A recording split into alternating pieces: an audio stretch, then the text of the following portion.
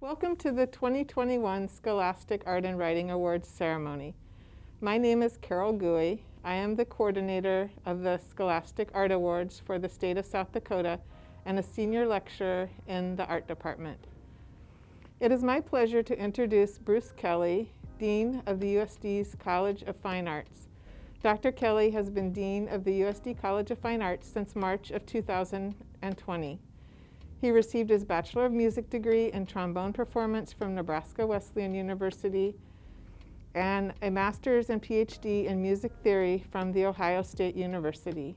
Dr. Kelly grew up in Inman, Nebraska, where he worked on his father's tire dealership and on his grandfather's ranch. Hello. I want to thank each of you for entering the Scholastic Art and Writing Awards. This is the nation's longest running and most prestigious recognition program for creative teens. Congratulations for submitting such outstanding work. I know this took preparation and dedication. Successful artists combine inspiration with discipline and collaboration with competition.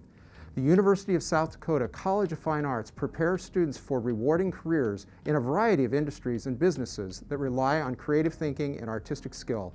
We graduate extraordinary teachers and highly successful artists. I encourage you to consider USD as you think about your educational future. We are a great place to be. I also want to thank and congratulate the teachers and the parents of these students. Your support and instruction have enabled these students to soar. Next year, we look forward to seeing everyone in person. Once again, congratulations to the students on your outstanding work. It is also my pleasure to introduce Dr. Michael Kruger, who is the Dean of the College of Arts and Sciences and the Lord Distinguished Professor at USD. Dr. Kruger has his PhD in physics from the University of California, Berkeley. Good afternoon. I'm sorry that we're not able to be gathered today here on the USD campus, and that I could have the opportunity to meet with each of you and congratulate you on your awards. However, I do want you to know that the University of South Dakota is so very proud to partner with the Alliance of Young Artists and Writers as we celebrate exceptional artistic and literary talent. Creative activity both helps to give one a more fulfilling and meaningful life, and it serves each of us as well in our careers, no matter what career paths one chooses. I think Albert Einstein said it best when he said, "Creativity is seeing what others see and thinking what no one else has ever thought." Again, Einstein said, "Creativity is seeing what others see and thinking what no one else has ever thought." This is what you do. You see what others see and you think what hasn't yet been thought. It's an amazing gift, a wonderful talent, and one that I hope you will continue to nurture. Einstein also said that creativity is intelligence having fun. I suggest we take Einstein's advice and we have fun as we recognize our outstanding students. So I offer my heartfelt congratulations to everyone. Thank you. Hi everyone, and to all of the Gold Key, Silver Key, and Honorable Mention Award winners in the 2021 Scholastic Art and Writing Awards, congratulations. My name is Chris Wisniewski, and I'm the Executive Director of the Alliance for Young Artists and Writers, which is the nonprofit organization that presents the Scholastic Art and Writing Awards. Today's winners are joining an extraordinary and diverse group of past award recipients, people like Andy Warhol, Kay Walkingstick, Stephen King, and Shabalala Self. Today, you become a part of a nearly century-long tradition. But you're doing so in a year unlike any other. Despite the unprecedented challenges that 2020 has brought, each and every one of you has looked within yourselves and found the courage to express yourself through your art and writing. And that's what you're being recognized for today. That's no small feat. And so once again, I say congratulations.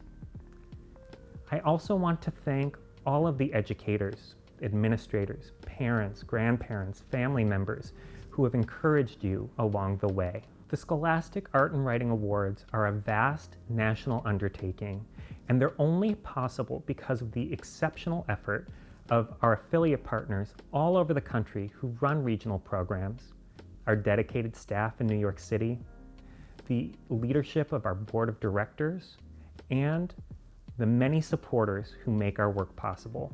To all of you, I express my sincerest gratitude. Today is a day to celebrate this year's winners, but the tradition of the Scholastic Awards continues. So to all of you who are in 7th to 11th grade, who will still be eligible for the awards next year, I encourage you to apply to the 2022 Scholastic Art and Writing Awards next fall. Thanks so much, and one last time, congratulations. The Scholastic Art and Writing Awards have an impressive legacy dating back to 1923, when Scholastic founder Robbie Robinson started the program as a way to honor the creative achievement of high school students. Some things have changed with the awards over the years, new categories like comic art and video game design, but few things have not. First is freedom of expression. The Scholastic Awards places no limitations on content. Students are free to pursue any idea or topic in their art and writing. Blind adjudication has also been a core tenet of the awards since day one. Work is evaluated on its own merits, with jurors having no information on the identity of the young artist or writer. And lastly, the 3 criteria used to select works: originality, technical skill, and the emergence of a personal vision or voice. The Scholastic Awards place a high priority on work that challenges boundaries and can communicate new and interesting ideas. A noteworthy roster of artists and writers earned Scholastic Awards as teenagers, including Andy Warhol, Sylvia Plath, Truman Capote, Lena Dunham, Robert Redford, Joyce Carol Oates, and USD's own John Bonashek and Patty Roberts Pizzuto. Amanda Gorman, America's first youth poet laureate and the poet at January's presidential inauguration, is also a Scholastic alumna. Gorman received gold and silver keys in the following categories: critical essay, flash fiction, journalism, personal essay and memoir, poetry, and short story. And that's not all. She even earned a National Silver Medal for novel writing in 2016. What you may not know is Gorman had a speech impediment as a child, which she says made her self-edit and self-police. Some words, particularly those with the R sound, were hard for her. That made performing publicly a challenge when she first started out.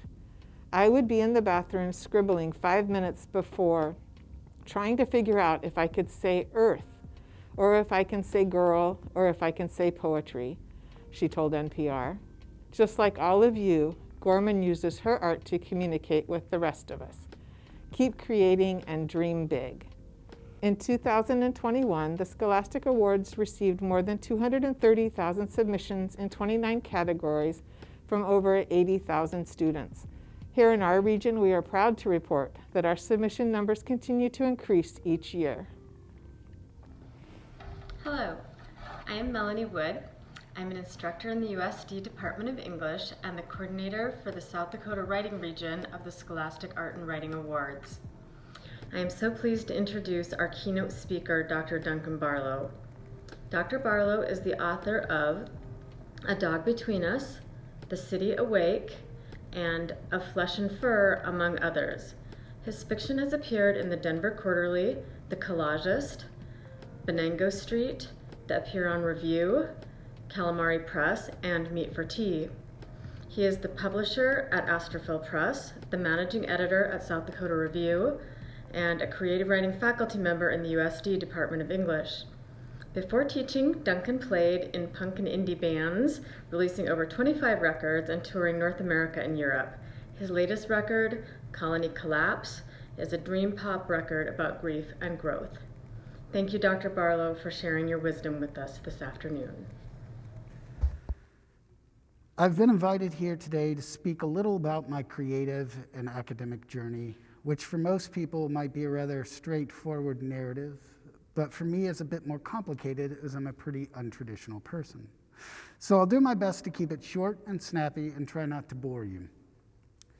Though I've had a bit of a wild life, and for the most part my life experiences will differ drastically from your own, I want to assure you that we all share one thing in common: doubt.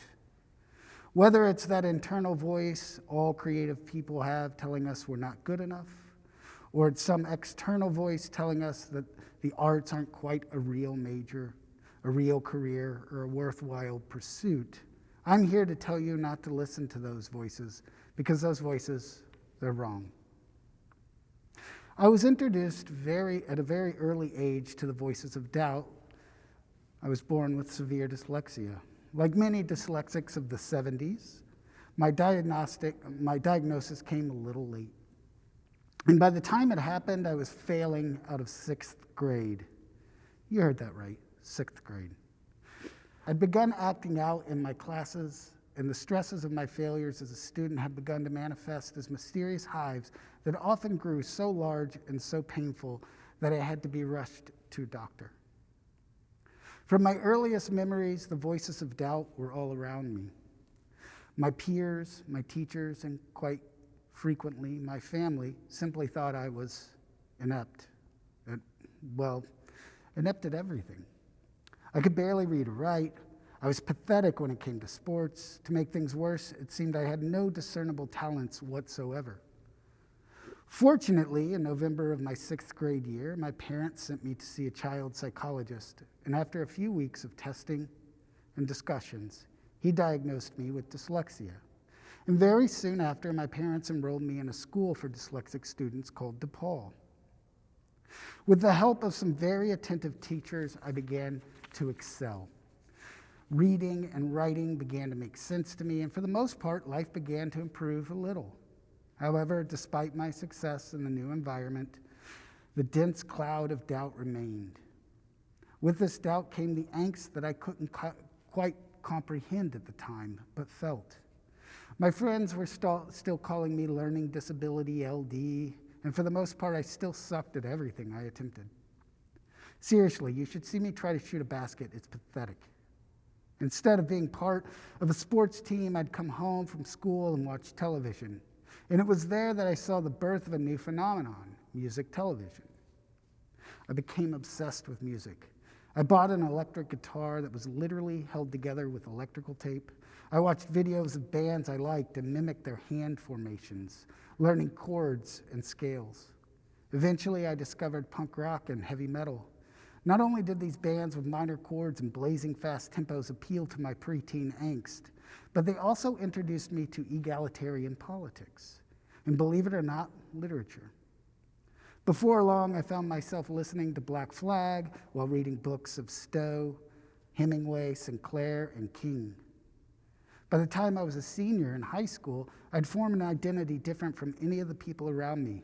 Moreover, I found myself suddenly listed as an honor roll student. My band had already released 2 full-length records and managed to start selling out venues across the country. I'd even managed to land a shoe endorsement from Vans. Still, though, the humbug of doubt was present. When I wanted to apply to an art school, my father talked me into going to a local university and majoring in something sensible, physical therapy. Again, in college, I stumbled. The accelerated courses moved too quickly for me, and I, unsurprisingly, found myself completely uninterested in being a physical therapist. So, like any reasonable person, I turned to the one thing that held my interest: music. I stopped going to classes and eventually failed out and took up a job repairing 2-way radios. My father was disappointed in me, and eventually I was disappointed in myself. So with a fresh sense of determination, I petitioned to get back in college. Because I was failed out, I wasn't offered much in the way of student or financial aid. So I began working 2 part-time jobs, and I toured with my bands on the weekends and breaks, studied late into the night, often arriving to classes without a wink of sleep. I was learning, but I had to focus. I had to focus on the things that mattered. I tried majoring in homicide profiling for a while, but believe it or not, that was a super grim major. So I drifted. I drifted until I took a poetry elective. It was there that a dedicated instructor taught me to love writing in a way I'd never known. We didn't have a creative writing major, so I majored in English and took as many writing classes as I could. Like many people, I graduated without a plan. I wanted to go to graduate school, but doubted myself and decided instead to get a credit card, buy a computer, and teach myself how to use the Adobe products. Before long, I found myself working up the ranks at an ad advertising company, and until I was the art director working with multi-million-dollar companies such as KFC and Jim Beam. This seemed for a period of time like a fine way to live. Fine people of South Dakota, I want to tell you something. I was miserable. In my mind, I thought I'd become a designer and make beautiful art objects, distilling work from Kandinsky, Klee, and Bacon into products that were consumer-friendly. But at the end of the day, I was using my creative energy to hawk chicken, bourbon, and cigarettes. I began loathing the bike ride to work, finding myself distracted at the office and staring out of the windows, longing to be free. My boss, a kind Italian man, saw my misery, and instead of calling me to his office to chastise me or give me a pep talk, he offered to pay for me to apply to graduate schools. Now, my father, bless his soul, really had trouble wrapping his head around this. After all, he had doubted me in music when I was young, but eventually changed his mind when the majors came around looking to give us money. He then doubted me when I turned down that money to go back to school and study English. And here he was again, doubting me for wanting to leave a perfectly good job to study creative writing. We sat down one day and he asked me, "Duncan, what could you possibly hope to get out of studying creative writing?" I looked at him, straight in the eyes, just to let him know I was serious, and said simply, "Happiness." Here's a guy who had grown up with nothing, a guy who only wanted his kids to grow up with more than he had had in his life. What do you think he said when I told him I wanted to pursue happiness? He nodded and said, "Attaboy." Well, it's about the most encouraging thing my father had ever said to me at this point. While earning my MFA and PhD, I was surrounded by passionate and talented students, and even more importantly, brilliant and kind teachers who educated me, taught me to refine my craft, and helped me find publishing deals. Had you told me at 17 that I'd be living in South Dakota, are you kidding me? Standing in front of all these talented students and telling them about my life in the arts, well, I'd have called you crazy. I was a kid who'd routinely been called stupid, a kid who failed more times than I could count, a kid who felt like he was disappointing everyone around him with everything he did. I'd never have anticipated that I would release over 30 records, tour the world and meet friends, design major ad campaigns, publish books and short stories, even launch a record company and a publishing company to help other artists, let alone get a PhD. But here I am, and I could never have done it without the arts, without great teachers who believed in me, without the gall, the very nerve to stand tall in the face of self-doubt and the doubt of others and say, I'm going to do this on my term. It may blow up in my face, but no one's betting on me, so I'm going to bet on myself. Fellow writers and visual artists watching me today, I want to tell you to invest in yourself. Give wholly to your creative endeavors. Take the leaps of faith you need to achieve unthinkable personal success. Sure, sometimes you'll stumble. Sometimes you'll fail. Sometimes you'll fail so exquisitely that you will not be able to laugh about it till decades later. But that's how we learn, and that's how we grow. But maybe even more importantly, that is how we produce great art. Stand tall, my friends. Today is your day.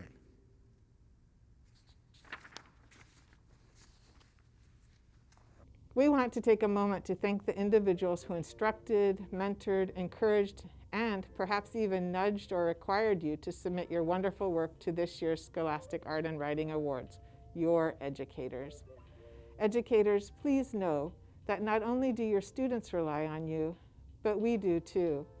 Please proudly wear the teacher pins you received. Students, please make sure to thank your teachers the next time you see them. Now it's time to recognize this year's award recipients. First, the Art Awards. I must admit, I am disappointed to not have all of you here coming up on stage this year. I love when you read your awards and smile for the parental paparazzi. Celebrating you is my favorite part of the year. So instead, I would like to tell you a little bit about the process that makes today possible. Adjudication is the part you don't get to see, but I do. And I can tell you this, the jurors are always so impressed with the quality and content of your work. We were thrilled with the number of entries you submitted this year. Hitting the submit button is an act of courage. For perhaps the first time, you are sending your artwork out into the world to be evaluated by strangers. When I meet with the jurors, yes, this year, like almost all meetings, we met over Zoom, they have no idea who you are. Jurors don't know your gender, age, ethnicity, grade, or any other personal information. All they see is your amazing work. The jurors were impressed by your technical skills, the way you framed your images and designed your compositions. You are keen observers, noticing the smallest details. This year, you overcame the impacts of COVID-19 on your lives. In March, suddenly, school became virtual. We had no idea what that would even mean or how that would work. And yet, the art you submitted is evidence you responded with resilience and funneled your emotions and reactions into truly moving artworks. As teens, you are experiencing so much, getting your driver's license, working your first job, applying for college, figuring out Zoom, taking care of siblings, making meals, feeling the weight of expectations, expressing your reactions to all of the events of the past year. You found very creative and successful ways to communicate your lives to the jurors. Sometimes you were drowning, and sometimes you were soaring. No clay or kiln to make your pottery? No problem. You turned to air and oven-dried clay to craft your ceramics and sculptures. Your work is more intimate this year, in both size and subject matter. It draws the viewer in to examine the details, and into your mind to discover who you are and the message you wish to convey. You gave us images of loved ones, special places, and of yourselves. Sometimes you were serious, sometimes funny. You called out for justice and called out elected officials. You reminded us you are growing up and that change is not always easy, but it is necessary. I would like to share with you comments made by juror Ronette Plank from the state of Washington in the Seattle Times. I didn't realize how seeing the world through their eyes would change me. I can assure you, everyone who experiences your work is changed. So to all of the award recipients, congratulations, and thank you for being you and sharing yourselves with all of us. We can't wait to see what you do next. 5 works are selected and then forwarded to national adjudication for the American Visions Award, our Best of Show. This year, the following works were nominated for this award. Valanre Baota's photograph, Rippled Thoughts. Jayla Jo Johnson's ceramics, Indigo Mountain. Amy Longo's painting, The Sinner. Ella Ratliff's drawing, Menstruum. Rayana Washagizek's digital art, Perfection. One Gold Key winner has been selected to receive a $3,000 scholarship from the University of South Dakota Art Department. Congratulations to this year's recipient, Shelby Wright from Roosevelt High School. And now, Melanie Wood, coordinator of the South Dakota Writing Affiliate, will present the Writing Awards. Thank you, Carol, and thank you for everything you do for the Scholastic Art and Writing Awards. The USD Department of English is proud to host the Regional Scholastic Writing Awards, and I am delighted to be here to celebrate the 2021 Writing Awards recipients with you. First, I would like to thank the teachers who, in spite of being on a roller coaster of ever-changing circumstances and policies, still found the time and the energy and the heart to challenge and inspire our writers and to encourage them to submit to the Scholastic Awards. We are very grateful for the work that you do. Second, I would like to thank the 23 regional jurors who took the time and care to thoughtfully judge the writing submissions this year. Each work is read by at least 2 jurors, so our jurors spent approximately 6 hours reading work this year, and we are grateful for the service to the discipline. Lastly, I would like to thank our Writing Award recipients. While the writing for the Scholastic Awards always inspires me, this year your work went beyond inspirational into a territory I can only describe as medicinal. Throughout the submission period, I found myself reading and rereading your work, and once the results were in, I was telling everyone I knew about the wisdom found in your words. I read your stories to my mom over the phone. I read a poem to my boss during a Zoom meeting. I have read your works to my children, and they have asked to hear them again and again. While the work here varies tremendously in terms of genre and emotional tone, the center of the work is hopeful. Not an artificial or sentimental hopefulness, but the kind of hopefulness that arises when artists are willing to seek the truth. Even when you are working through the most difficult topics, mental illness, unemployment, abandonment, oppression, and on the most complicated landscapes, a street in Minneapolis, a childhood home, an alien planet, Home Depot on a Saturday afternoon, you look with an eye toward the light, toward the truth. Perhaps that is what is so humbling. While the rest of society argues about what is true or what could be true or what was true or what will be true, you are courageously reaching to find it, to touch the fine edge of that truth, of the light in the darkness. This year's American Voices nominees are as follows. Norian Batoon, who is in 12th grade at Harrisburg High School, working with educator Jessica Berg for her poem Angelology. Rachel Clark, who is in 12th grade at O'Gorman High School, working with educator Natasha Berg for her short story St. Eden of the Garden. Hope Dunkel, who is in 12th grade at Sioux Falls Lutheran School, working with educators Laura Harris and Elizabeth Slavens for her humor piece Everyone's a Critic. Georgia Lowe, who is in 11th grade at Roosevelt High School, working with educator Shane McFarland for her journalism piece, three-part profile series. And Elise Patton, who is in 12th grade at Red Cloud Indian School, working with educator Haley Curtin for her short story, The One Who Flew. Thank you for your participation in the 2021 Scholastic Art and Writing Awards. From all of us here in the USD Department of English, congratulations. Thank you all for attending and celebrating South Dakota's creative teens. Some of you will be professional artists and writers. Others will become farmers, teachers, parents, scientists, doctors, lawyers, and civic leaders.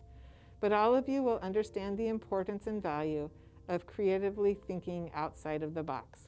Congratulations to all of this year's talented students, their teachers, and their families and friends.